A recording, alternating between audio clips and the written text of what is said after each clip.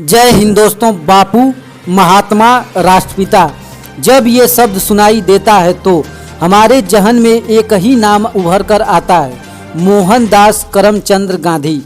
2 अक्टूबर 1869 गुजरात के पोरबंदर में जन्मे गांधी जी ने अपना पूरा जीवन भारत और उनके लोगों के लिए समर्पित किया, लेकिन उनके कुछ फैसले आज भी विवादों से घिरे हैं।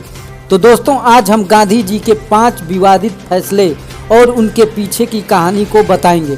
तो दोस्तों, वीडियो पूरा देखिएगा और चैनल पर नए हैं तो प्लीज़ चैनल को जरूर सब्सक्राइब कर लीजिए। चलिए शुरू करते हैं आज के इस वीडियो को। दोस्तों, पहला विवादित फैसला था दोस्तों पटेल की जगह नेहरू को प्रधानमंत्री बनाने के लिए पूरा जोर। 29 अप्रैल 1946 को कांग्रेस कार्य समिति की बैठक में नया अध्यक्ष चुना जाना था। ये चुनाव इसलिए सबसे अहम था क्योंकि भारत की आने वाली अंतरिम सरकार का प्रधानमंत्री कांग्रेस अध्यक्ष को ही बनाया जाना तय किया गया था। कांग्रेस कार्य समिति की बैठक में महात्मा गांधी, जवाहरलाल नेहरू, सरदार पटेल, आचार्य कृपलानी, राजेंद्र प्रसाद, खान अब्दुल गफ्फार खान जैसी सभी प्रमुख नेताएं मौजूद थे। अध्यक्ष पद के लिए 15 में से 12 प्रांतीय कमेटियों ने सरदार पटेल का नाम प्रस्तावित किया। गांधी की इच्छा के मुताबिक अध्यक्ष पद के लिए नेहरू के नाम का भी प्रस्ताव रखा गया। कांग्रेस अध्यक्ष के लिए 2 नाम थे, पटेल और नेहरू। नेहरू तभी निर्विरोध अध्यक्ष चुने जा सकते थे जब पटेल अपना नाम वापस लेते।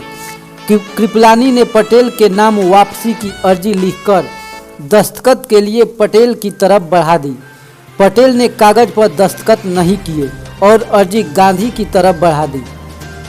गांधी ने उसे नेहरू की तरफ बढ़ाते हुए कहा, जवाहर वर्किंग कमेटी के अलावा किसी भी प्रांतीय कमेटी ने तुम्हारा नाम नहीं सुझाया है, तुम्हारा क्या कहना है? मगर नेहरू ने यहाँ चुप रहे। गांधी ने वह कागज पटेल की तरफ वापस बढ़ाया और इस बार पटेल ने अपनी नाम वापसी पर दस्तखत कर दिए। फौरन ही कृपलानी ने नेहरू के निर्विरोध कांग्रेस अध्यक्ष चुने जाने की घोषणा कर दी। गांधी ने एक इंटरव्यू में कहा था, जवाहर नंबर 2 स्थिति में आने के लिए कभी तैयार नहीं होंगे। दोनों सरकारी गाड़ी खींचने के लिए 2 बैल होंगे। इसमें अंतर्राष्ट्रीय मामलों के लिए नेहरू और राष्ट्र के काम के लिए पटेल होंगे। पटेल के उग्र तेवर और बढ़ती उम्र भी गांधी के इस रुख की वजह हो सकती है। पटेल गांधी से केवल 6 साल छोटे थे, जबकि नेहरू पटेल से करीब 15 साल छोटे थे। 1947 में जब देश आज़ाद हुआ तो सरदार पटेल 71 साल के थे और नेहरू सिर्फ 56 साल के थे। दूसरा फैसला जो विवादों में सबसे ज़्यादा रहा, कांग्रेस अध्यक्ष बनने पर सुभाष चंद्र बोस की खिलाफत। 1938 में हुए कांग्रेस के हरिपुर अधिवेशन में सुभाष चंद्र बोस को अध्यक्ष चुना गया। उन्होंने अपनी ऊर्जा से सभी को हैरान कर दिया। हालांकि तब तक गांधी के साथ उनके मतभेद सामने आने लगे। इसी माहौल में 29 जनवरी 1939 को त्रिपुरी में कांग्रेस अध्यक्ष पद के चुनाव हुए। इस पद के लिए महात्मा गांधी की पहली पसंद अबुल कलाम आज़ाद माने जा रहे थे। कलाम के मना करने के बाद गांधी ने सीतारमैया को उम्मीदवार बनाया। सुभाष को 1580 वोट मिले और सीतारमैया को 1377 वोट मिले। गांधी जी और पटेल के पूरा जोर लगाने के बाद भी वो जीत नहीं सके।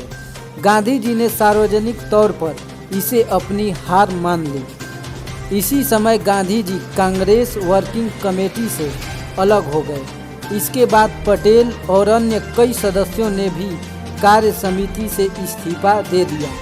इसके बाद सुभाष के लिए अपने पद पर बने रहना बेहद मुश्किल हो गया।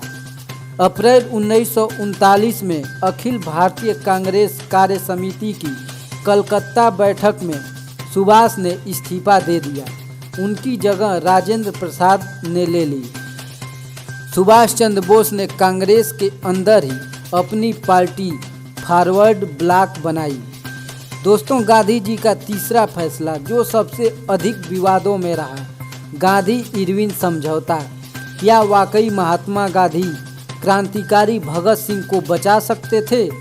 8 अप्रैल 1929 को भगत सिंह ने अपने साथी बटुकेश्वर दत्त के साथ दिल्ली में केंद्रीय असेंबली में 2 बम फेंके और मौके पर ही गिरफ्तारी भी दी। भगत सिंह का मकसद किसी को मारना नहीं था, बल्कि पब्लिक सेफ्टी बिल का विरोध के साथ आज़ादी की आवाज़ दुनिया तक पहुंचाना था। भगत सिंह, सुखदेव और राजगुरु को 7 अक्टूबर 1930 को फांसी की सज़ा सुनाई गई और तय तारीख से एक दिन पहले 23 मार्च 1931 को लाहौर जेल में फांसी दे दी गई। फांसी से 17 दिन पहले यानी 5 मार्च 1931 को वायसराय लॉर्ड इरविन और महात्मा गांधी के बीच एक समझौता हुआ, जिसे गांधी इरविन पैक्ट नाम से जानते हैं। समझौते की प्रमुख शर्तों में हिंसा के आरोपियों को छोड़कर बाकी सभी राजनीतिक बंदियों को रिहा किया जाना शामिल था। इसके अलावा भारतीयों को समुद्र के किनारे नमक बनाने का अधिकार, आंदोलन के दौरान इस्तीफा देने की बहाली, आंदोलन के दौरान जब्त संपत्ति वापस किए जाए जैसी बातें शामिल थी। इसके बदले में कांग्रेस ने सविनय अवज्ञा आंदोलन स्थगित कर दिया और दूसरे गोलमेज सम्मेलन में जाने के लिए राजी हो गए। गांधी जी के मुताबिक भगत सिंह और उनके साथियों के साथ बात करने का मौका मिला होता तो मैं उनसे कहता कि उनका चुना हुआ रास्ता गलत और असफल है। ईश्वर को साक्षी रखकर मैं ये सत्य जाहिर करना चाहता हूँ कि हिंसा के मार्ग पर चलकर स्वराज नहीं मिल सकता, सिर्फ मुश्किलें मिल सकती हैं। गांधी जी का चौथा फैसला जो सबसे ज़्यादा विवादों में रहा, बंटवारा रोकने के लिए जिन्ना को भी पीएम बनाने के लिए तैयार थे बापू।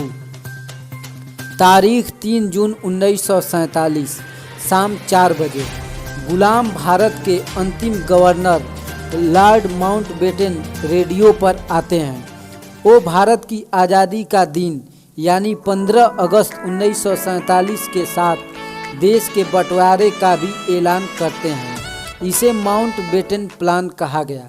इसके साथ ही शुरू हुआ दुनिया का सबसे बड़ा पलायन। अगस्त 1947 से लेकर मार्च 1948 के बीच 45 लाख हिंदू और सिखों को पाकिस्तान छोड़ना पड़ा। इसी तरह सरहद से इस पार से करीब 60 लाख मुस्लिम भारत छोड़कर उस तरफ चले गए। कुल मिलाकर 1 करोड़ से ज़्यादा लोगों को अपना घर बार छोड़कर जाना पड़ा। इस दौरान हुए दंगे और भूखमरी से 10 लाख लोग मारे गए। सच तो यह था कि इस समय तक केवल 2 ही नेता थे जो भारत के बंटवारे के खिलाफ थे। पहले थे महात्मा गांधी और दूसरे खान गफ्फार खान। जवाहरलाल नेहरू और सरदार पटेल के साथ बाकी कांग्रेस नेताओं ने 3 जून को ही बंटवारे के माउंटबेटन के प्लान को स्वीकार किया। महात्मा गांधी 1 अप्रैल 1947 को परेशान होकर माउंटबेटन से मिलने पहुंचे। उनका मकसद था कि किसी भी तरह भारत के बंटवारे को रोक दिया जाए। इसके लिए उन्होंने मोहम्मद अली जिन्ना को प्रधानमंत्री बनाने का ऑफर दे दिया था। जिन्ना को भारत के प्रधानमंत्री की पोस्ट ऑफर की गई तो उन्होंने इसे खारिज कर दिया। जिन्ना बोले, आज़ाद भारत को लेकर मिस्टर गांधी के जो विचार हैं वो हमसे बुनियादी तौर पर अलग हैं। बीबीसी की रिपोर्ट के मुताबिक 1937 में अहमदाबाद में सावरकर ने कहा था कि हिंदू और मुसलमान 2 अलग अलग राष्ट्र हैं, दोनों का हक एक बराबर नहीं हो सकता।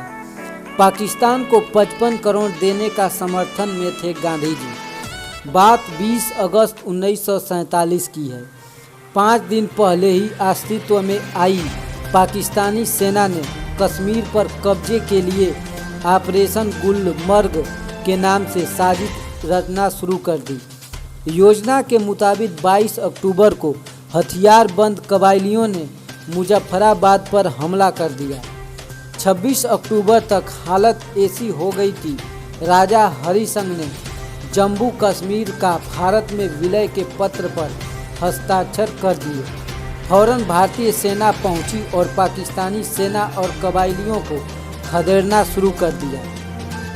उधर बंटवारे के दौरान यह तय हुआ कि बड़ा देश होने के नाते भारत पाकिस्तान को 75 करोड़ रुपए देगा।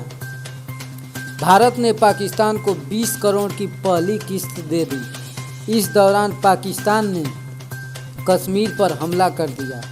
भारत में सरकार से लेकर सेना को पता था कि अगर बचे हुए 55 करोड़ रुपए पाकिस्तान को दिए गए तो उनका इस्तेमाल भारत के खिलाफ युद्ध में होगा। इसलिए भारत ने पाकिस्तान को दी जाने वाली दूसरी किस्त रोक दी। लोगों का कहना है कि महात्मा गांधी ने इसके लिए अनशन किया। हालांकि अनशन की बात का कोई पुख्ता प्रमाण नहीं मिलता है। तो दोस्तों, ये 5 फैसले गांधी जी के जो आज भी विवादों में है। तो दोस्तों, ये वीडियो आपको कैसा लगा कमेंट बॉक्स में ज़रूर बताइएगा। और दोस्तों, चैनल पर नए हैं तो प्लीज़ चैनल को ज़रूर सब्सक्राइब कर लीजिए।